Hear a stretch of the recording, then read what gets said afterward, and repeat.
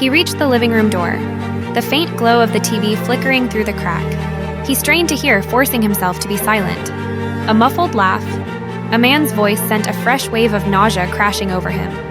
John lunged forward, the doorknob shattering in his hand as he threw open the door. Inside, Amelia and Mark sat frozen on the couch, the stolen intimacy hanging heavy in the air. Mark, shirtless, scrambled to his feet, a crazed look in his eyes. Amelia's face, pale as a ghost, mirrored John's own dawning horror.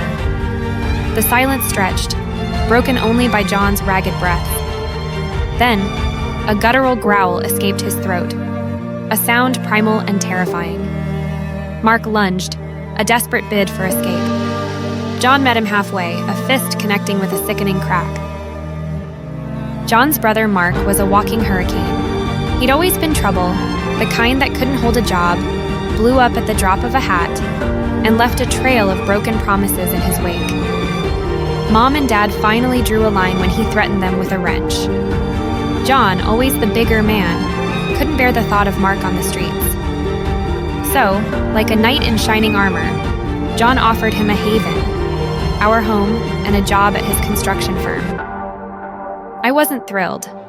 Mark was a walking red flag, a ticking time bomb just waiting to explode.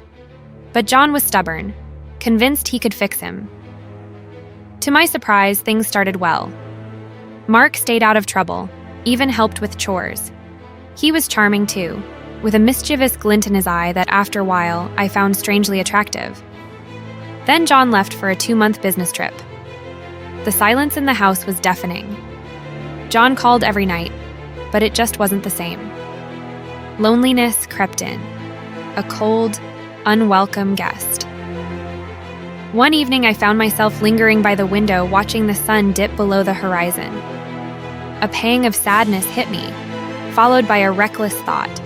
What if? Mark was in the living room strumming John's guitar. He stopped mid-song, sensing my presence. Our eyes met, and a silent conversation unfolded. Before I knew it, we were entwined, a forbidden dance fueled by desperation and a need for connection. His touch was electric, a stark contrast to John's gentle affection. The guilt gnawed at me, but the pleasure was undeniable. The next few weeks were a blur of stolen moments. We'd meet when John called, carefully coordinating our stories. We crossed a line, a point of no return, one humid afternoon. Desire crackled in the air as we fumbled to the bedroom.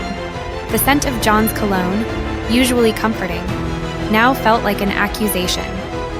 Mark pushed me onto the bed, his gaze devouring me. His touch was rougher than John's, more urgent.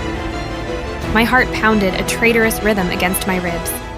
He kissed me, a hungry exploration that left me breathless. His hands roamed my body, impatient, demanding. Guilt warred with a newfound thrill as I surrendered to his touch. We moved in a tangle of limbs, a frantic dance under the watchful eyes of John's framed wedding photo.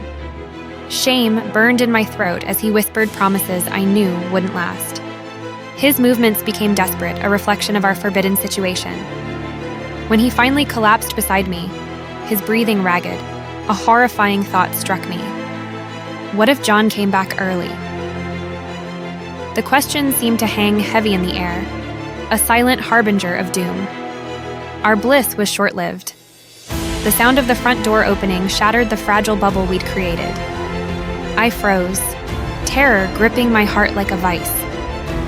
John stood there, suitcase in hand, his face a mask of shock and disbelief. His gaze flicked from Mark, sprawled shirtless on the bed. To me, the evidence of our betrayal laid bare. Time seemed to stretch, seconds morphing into an eternity. My voice when it finally emerged was a pathetic whisper. I tried to explain, to apologize, but the words felt hollow, even to my own ears. John didn't yell, didn't scream. His silence was worse, a quiet fury worse than any verbal outburst. He moved like a man in a daze, picking up his phone and snapping pictures of us. Shame scalded my skin. I wanted to hide, to disappear. The photos, a grotesque snapshot of our treachery, felt like the final nail in the coffin of our marriage. John spoke, his voice devoid of emotion. "Lawyer, tomorrow." Then he turned to Mark, pointing a rigid finger towards the door. "Get out." It wasn't a request, it was an order. The defiance I expected from Mark was gone, replaced by a dejected slump of his shoulders. He walked out with his head hung low, leaving me alone with the wreckage of my life. Divorce papers arrived a week later, followed by an eviction notice for Mark's apartment that John owned. The cruelty of it all cut deep. We were both left with nothing, collateral damage in the war of his brother's demons and my weakness. John moved out quickly, taking everything that held a shred of our shared life. The house, once filled with laughter and joy, became a cavern of loneliness. My calls to John went unanswered, texts ignored. The life I'd taken for granted was gone, replaced by a cold, empty void. The weight of my deceit was crushing. John had trusted me, given me his heart and his home. I'd betrayed him in the worst way possible. Now, the silence mocked me. The tick of the clock echoed like a death knell.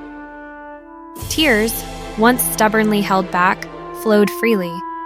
They were hot and angry, scorching my cheeks, but they brought no catharsis. The enormity of my actions settled in like a leaden weight in my stomach. I hadn't just betrayed John. I'd shattered our future, destroyed the fragile trust we'd built. The dreams we'd shared, the laughter echoing in the empty rooms, all tainted by my recklessness. The anger, once simmering, boiled over. At Mark, his callous seduction, the way he'd exploited my loneliness. At John, for his blind faith in his brother, for leaving me vulnerable. But most of all, the fury was directed inwards, at my weakness, my inability to resist the forbidden thrill, the disregard for the man who loved me. Days blurred into weeks. My meager savings dwindled with each passing day. Pride wouldn't allow me to reach out to my family, who disapproved of John and wouldn't understand my betrayal. I pawned what little jewelry I owned, the guilt gnawing at me further with each trinket sacrificed. One afternoon, huddled in a threadbare blanket, a knock startled me from my self-pity. Hesitantly, I opened the door. It was Sarah, John's best friend. Her face, usually lit with a warm smile, was etched with concern. "John told me," she said softly, her hand hovering over my arm before gently settling. Shame washed over me again. "I know," I rasped, my voice thick with unshed tears. "He's devastated, Amelia," Sarah said, using my full name, a sign of the seriousness of the situation. "But he doesn't want you to suffer." She explained that John had secured me a temporary apartment, enough to get me back on my feet. He also left a small sum of money to cover immediate needs.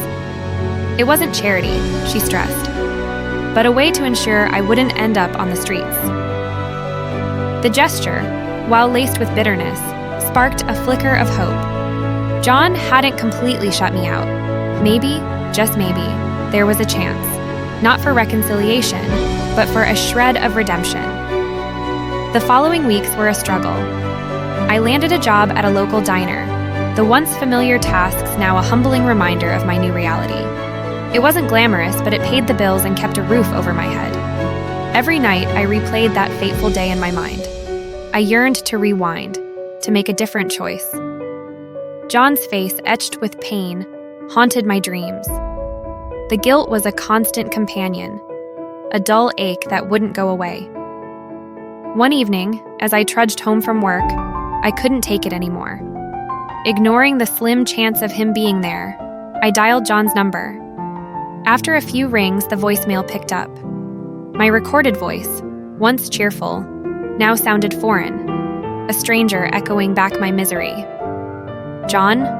I choked out, my voice thick with emotion. "Please, just talk to me." I hung up, the phone feeling heavy in my hand. Hope, a tiny ember, flickered faintly within me. Whether John would ever forgive me, or even consider talking, remained a terrifying unknown. But one thing was certain. The road to redemption, if it existed at all, would be long and arduous. The journey wouldn't erase the scars, the shattered trust. But maybe, just maybe with time and genuine effort, I could earn a sliver of forgiveness, not from John, but from myself. That, I realized with a newfound clarity, was the first step towards healing, the first step towards a future shrouded in uncertainty, but a future I had to face, alone, and accountable for my actions.